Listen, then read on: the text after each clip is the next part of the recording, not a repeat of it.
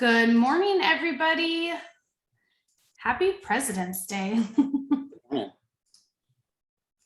All right, we'll wait just a few seconds for everybody to hop on before we get started. Today is part 3 of our hormone series, talking about what hormone dysfunction can be caused by, things that can contribute to it, and most importantly, next week, how we're going to test and help you figure out if this is in fact an issue. Yeah, and I apologize. We had to push this back a day.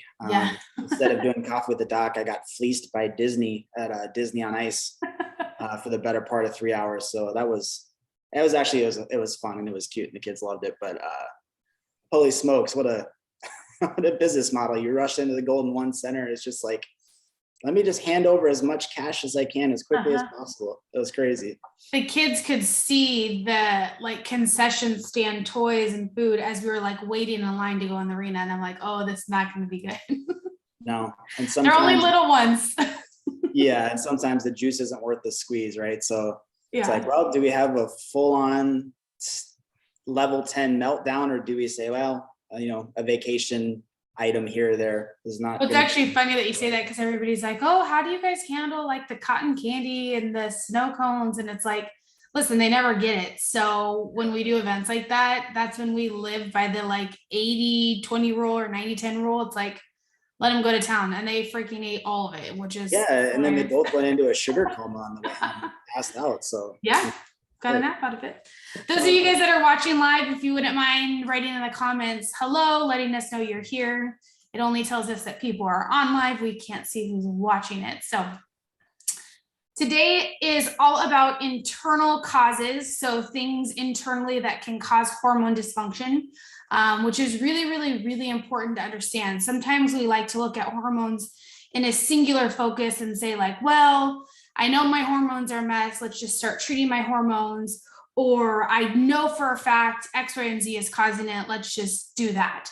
Hello, Megan. And the reality is, I wish it were that simple, but unfortunately our health is multimodal. And that's really where a functional wellness, not functional medicine, a functional wellness approach comes into play, that we can't just look at hormones, and we can't just look at the gut, and we can't just look at X, Y, or Z. We have to look at the whole entire body as a picture and see what is happening together. And so that's why obviously the topic of this month is hormones. But again, we're talking about things that can contribute to hormone dysfunction, not just specifically, well, my progesterone's off, or I know I have excessive estrogen. So we get a lot of those questions in the groups, which is great.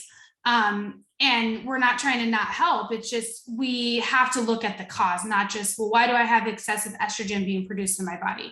Or how do I treat that? It's the right question is, why is that happening? What do we need to do to fix it? So. Yep. Good morning, Danielle. I know we're chatting later this AM. It's funny because I would say probably the last 3 to 4 weeks, after we do Coffee with the Doc, I'll get about 10 to 15 text messages from different people that we work with or whatever. Yeah. They're like, I know you were talking about me today. And the reality is I never talk about any patient specifically, right, Danielle? But there's just this common thread, and we just keep seeing the same things over and over and over again. And so a lot of times people feel like their issue or whatever they're struggling with is unique to them, and they're the only person in the world that is dealing with stuff like this. And that's just not true. It is so common.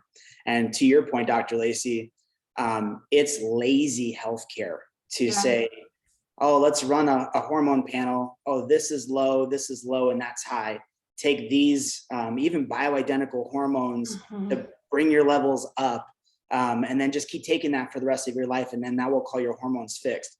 That is not addressing the cause of the problem. Nope. And what you now just became is a lifelong customer of whatever lotion potion that you just got sold. So absolutely. I have no interest in doing that. That's why a lot of times people are like, well, when are we going to address my hormones? And my go-to answer is, we've been doing it the whole time, because we're looking at your system in its totalitarianism, and not just one hormone marker or one pathway or something so finite like that. Well, and I think that's the problem, is we're trained incorrectly. We're trained that and then we should be running our labs, and we should know what my progesterone and my estrogen and my estradiol and all these things. And it's like, okay, but you have to look, like what we always say, look upstream, and like, why are these things funky? And then also too, like, we're so trained in society, especially for women. And you know how I feel about this is the solution for pretty much any hormonal dysfunction in women from like 12 to 40 something is just put you on birth control. And it's like, what in the heck? Like, even if it may mitigate some of your symptoms, it's not truly addressing the cause of the dysfunction. And so you don't have hormonal dysfunction from a lack of birth control in your system. And that's the same with even like when we talk about people doing functional medicine, is sometimes they're still treating the symptom and not addressing the cause.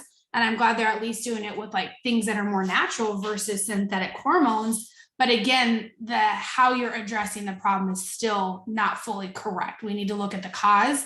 And if we fix the cause, all of our symptoms are going to go away. Gut issues, hormonal issues, sleep issues, anxiety, depression, you name it, because we're truly getting your body to a state of optimal health. And that's really where we see the functional wellness really achieve really, really cool health results when it comes to everything in your body. So, yeah. So if we're going to talk about internal sources of hormonal or endocrine disruption, I want to add a little disclaimer before we go deep down the rabbit hole, because what I don't want is people saying, well, he said I got to do this cleanse, or he said I got to do that. Like, let's just jump in. Hold on. Okay. So whenever we talk about infection, we always have to weigh exposure plus like a hospitable breeding ground, so to speak. susceptibility. Yes, susceptibility of the host. You put those things together, and that's how you get an infection. Like, for instance, and I'm not talking about COVID specifically, but when, it's cold and flu season and you've got a household that's got 5 people in it, and this cold runs through the household, how come 3 people get sick and 2 don't? Right. Well, there was definitely exposure with all 5, more than likely. It's just the susceptibility of the people that didn't exhibit symptoms was able to fight off whatever infection was present. So when I start talking about nasty critters and things that can find their way into your body, let's think about susceptibility to the host. So long-term solution is not living in a bubble and only drinking distilled water and boiling all of your food. The solution is, let's get your gut really, really healthy, and let's make sure you're so stinking strong that critters just can't live in your body, right? Exactly. So if we're going to talk about the number one critter that causes massive problems, and I would say it's almost an epidemic proportion in first world countries, because we don't see them actively. We just think that they're not there. And I would say parasitic infection is so very common in our modern society. No one thinks about it. No one talks about it. And really, not a lot of people know how to clear it. But they create so many hormonal disruptions in the body. It's catastrophic to your health. And so if you're ever going to balance hormones, whatever that means, or get to homeostatic levels, and you haven't addressed potential parasitic infection, you have 0 shot.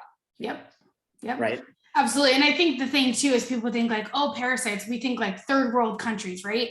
And the reality is, like, you talk about susceptibility, like most women that are stress cadets, self included, just a simple example of how this can occur. Like, and we eat all organic, like we eat like amazing, right? If you don't produce enough stomach acid, you then in turn don't produce enough stomach acid to break down X, Y, and Z, parasitic, bacterial, you name it.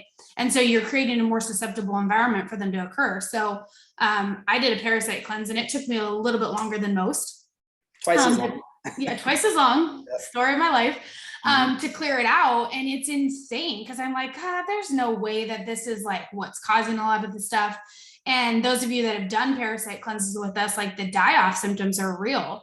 And what we mean by that is why parasites wreak just complete havoc on your endocrine system, or not just your endocrine, but like your entire hormonal system, is the parasites, sorry, this may be gross, but they hold on to all of your toxins. So they're literally, I mean, this isn't exactly, but they're eating and harvesting and holding on to like mold, bacteria, like yeast. Oh, it's so gross. And so when you're killing them and you're detoxing, this is a detox that isn't that fun.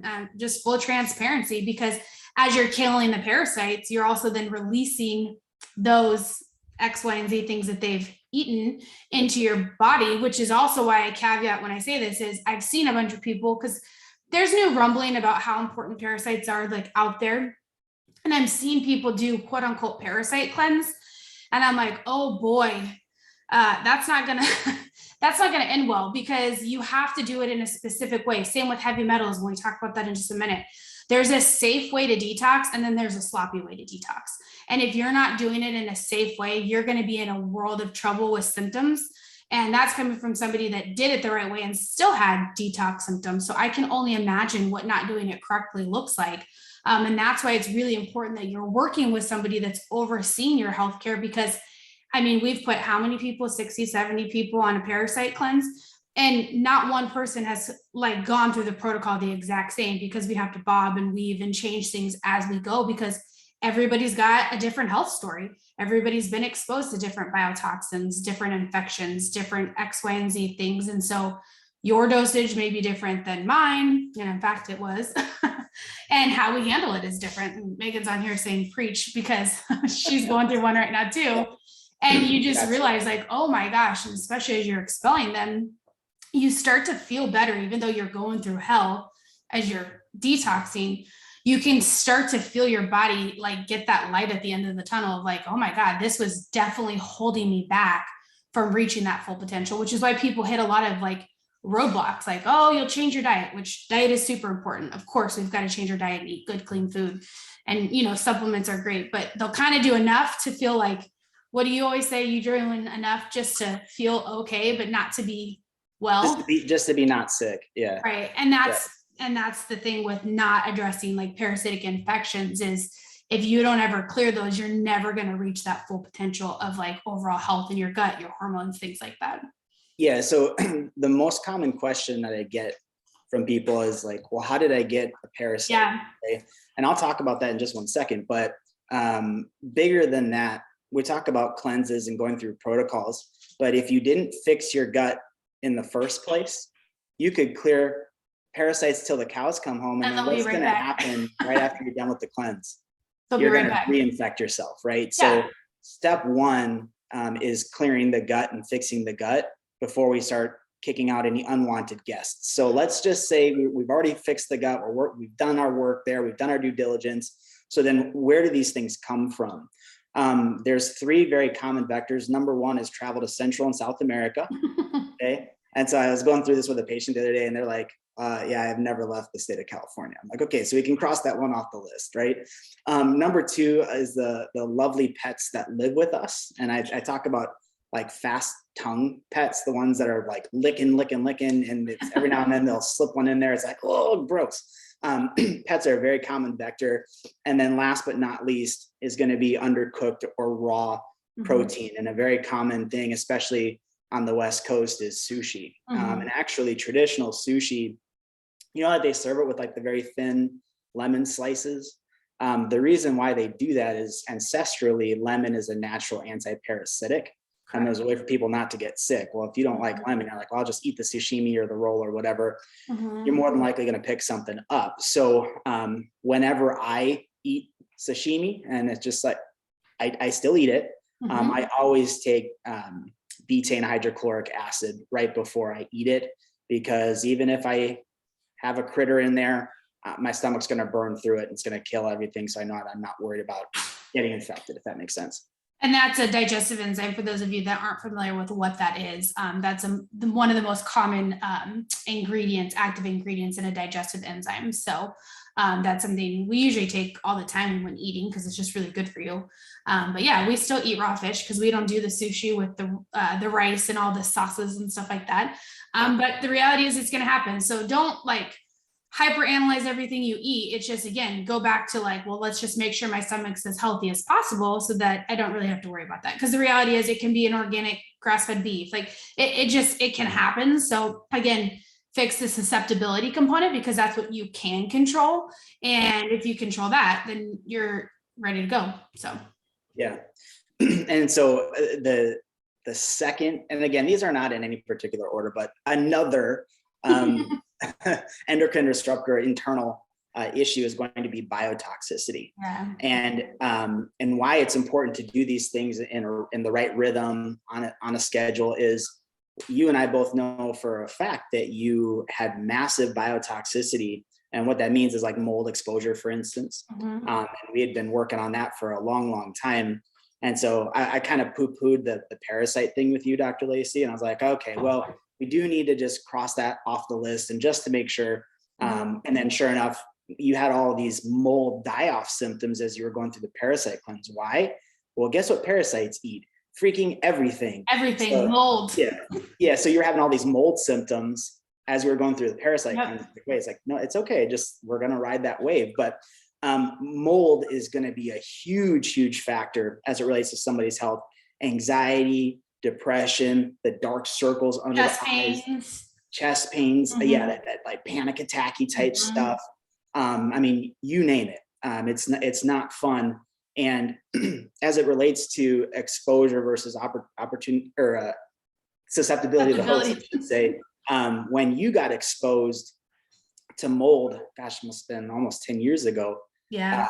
Who was laying right next to you at the time? That'd be you. Right. Yep. And so we both got exposed, but you were susceptible. I was not. I didn't really experience any symptoms whatsoever while it wrecked you. So sometimes, and especially us men, we're like, wow, no, it's fine. We're washed off with bleach. You're over exaggerating. It's different for everybody. So in the Midwest where I'm from, the number one source of exposure to mold is beneath us, right? So we have full basements. Yep. And you need poor circulation, low light, and it needs to be wet. Well, doesn't that sound like a basement? Right. So number one, I would say, okay, you have to eliminate the source. And so I would say in California, the most common source is going to be our bathrooms. Yeah. Right. And then especially if you're not like peeling off your caulk and recaulking and you've seen those little cracks in all your crevices and stuff, water's getting behind there, it's causing problems. And my best advice I can say, I didn't say the cheapest, but the best advice I can give somebody that they're like, I know there's mold somewhere. Yeah. Keep searching for it until you find it. Right. And then you have to fix it. And so some of your patients know, Dr. Lacey, you guys were getting really annoyed with the toilet situation at the office. And so at the end of the year, I was like, oh, we'll just throw a new toilet in there. And we the plumber takes the toilet out and they're like, you got a slow leak. And so that means the flooring has to get ripped up. That means the drywall had to get ripped out. Fortunately, it was metal beams for the studs, so we didn't have to like re-stud everything. But yeah, a $200 toilet job turned into a multi-$1,000 bathroom remodel. But once you know, you can't be, blind to it anymore. You got to take care of it and you got to address it and you got to move on. Well, and that slow leak had been there for who knows how long. And thankfully, like the office bathroom isn't something that you're like sleeping next to or anything. Because a lot of you guys, your bed may, depending on how your bathroom is situated, your bed may be very close to that. And so like our little slow leak, it caused like mold damage. We pulled back the drywall and there's like mold like 2-3 feet up into the wall. And I'm like, holy cow. And like, we don't mess around with mold, especially with our history of like mold almost killing me. I'm like, oh, rip that out. Like we're not even playing this game. But unfortunately, like a lot of you, like it can be in your bathroom. And I will say like women are going to be more susceptible, especially with like the way that we stress about things. It creates more susceptibility. But kids are like especially like susceptible to mold because their digestive system is still growing and developing. And so we see like hidden signs of mold toxicity all the time in kids. People are like, oh, there's no way that we have mold in our house, because I think people have this illusion that you would just like blatantly see it. And like, it would be so obvious. And the reality is like, that's not how mold works. And it's not only black mold, because people are like, oh, well, there's no black mold. It's just regular mold. Mold doesn't discriminate. Like, yeah, mold. And so really like, you've got to look at things. There's easy ways that you can like kind of detect. You can put, what is it? The dehumidifiers or set it to what? 100% or 0%. Not that mistake. And see if it starts pulling water out of the air. That's your first sign that there's mold toxicity. That's also why, like personally, we over time have ripped up every ounce of carpet in our house. Everything's just like a hardwood so that there is less susceptibility in our house for mold to even grow. So yeah. And then just, this is a Midwest trick. If you walk into a room and it doesn't pass the sniffer test, let that be your biggest indicator. So if a room smells musty, like an old wet basement, y'all know what that smells like. There's something going on there. And like I said, if you have an inclination that that's happening, don't stop until you find it. Yeah. Open the windows in the short term too, Well, yeah. So, I mean, not to bring up bad memories, Dr. Lacey, but when you flooded our house, You're so funny. I know. Well, yeah, we had to rip up all of our flooring, obviously, but the number one thing that they did is I forget the company that came in. Serve Pro, right? Yeah. What did they do? They put fans everywhere, right? So they're circulating air. Yes, we're going to dry things out. We're going to move air, just ensuring that mold doesn't grow when there is exposure. And then obviously, like, not flooding the sink is a good thing, and then having light on it. Those three things, you're not going to have mold growth. Am I in trouble now? No. Okay. No water exposure for sure. Absolutely. Yeah, but mold is a dangerous thing. So if you guys need help about like addressing it, like, again, we're always here to help.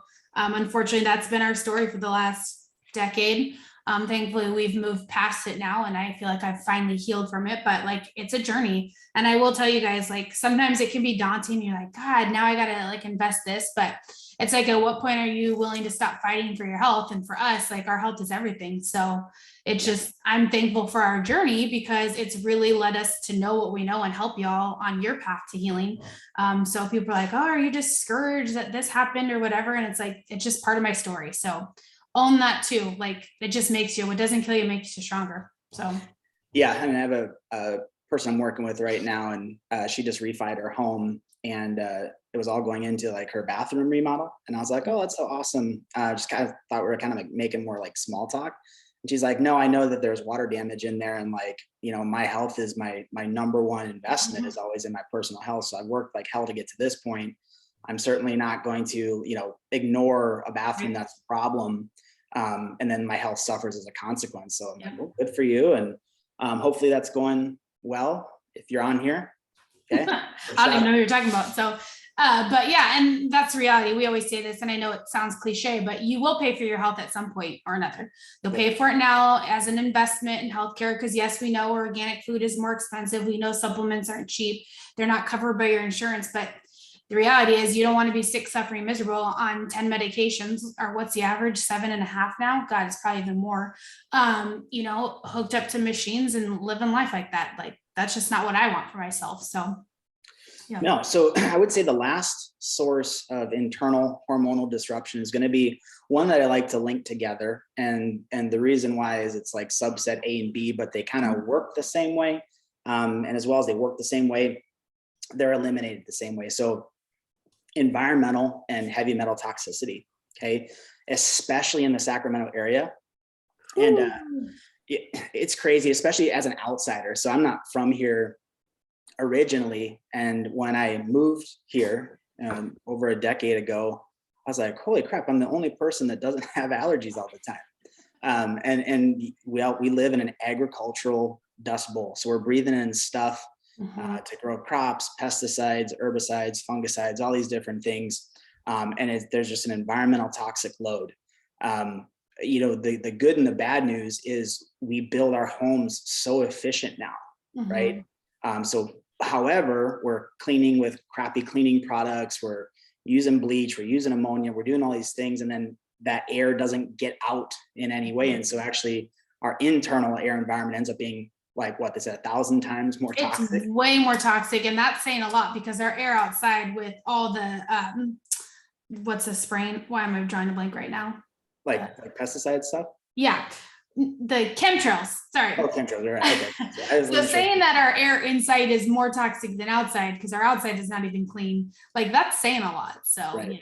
Yeah. So what do we always do when the weather's nice? We open up our screen door, we open up the back door, let air go through. Okay, number one. And number two, when the weather's not nice, when it's cold, we have a whole house filtration unit that we use for particulates in the air, just constantly cleaning.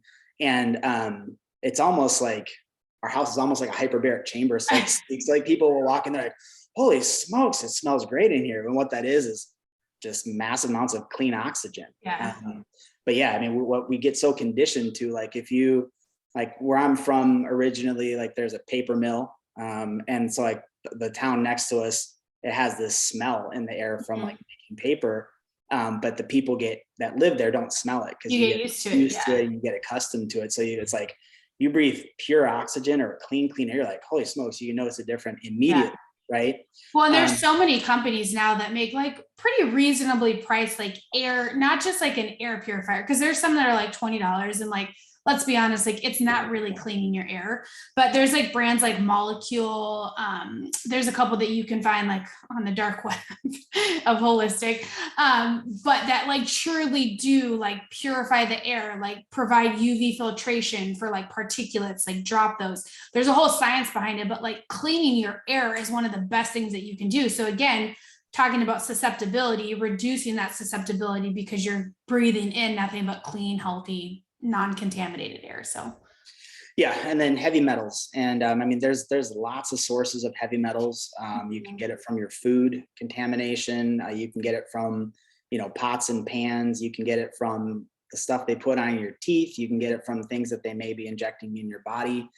There's just a million and one ways that you can get it. So again, stopping retoxifying yourself is going to be step one. Yep. So like, don't put metal on your teeth. Don't cook with aluminum, just easy things like that.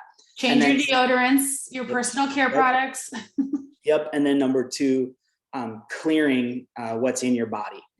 And there's several schools of thought as to how deep down the rabbit hole you want to go. You can get really, really sick trying to heavy metal detox yourself if you don't know what you're doing. So obviously, detoxing unprovoked, detoxing provoked, then detoxing unprovoked. There's just a whole rhythm to it. So if you feel like, yeah, man, it's a heavy metal problem, I know for a fact that that's something that really, it's going to take time, but it needs to get out of your body for sure if you have any shot of getting hormonal regularity. Yep, agreed. Also been there, done that one too. Mic drop.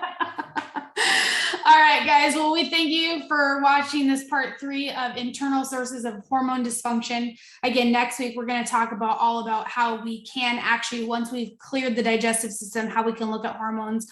We'll probably actually look at both digestive system analysis and hormone analysis so you can see how we functionally look at lab testing, so that we don't guess, we know exactly what we're doing, how we're helping.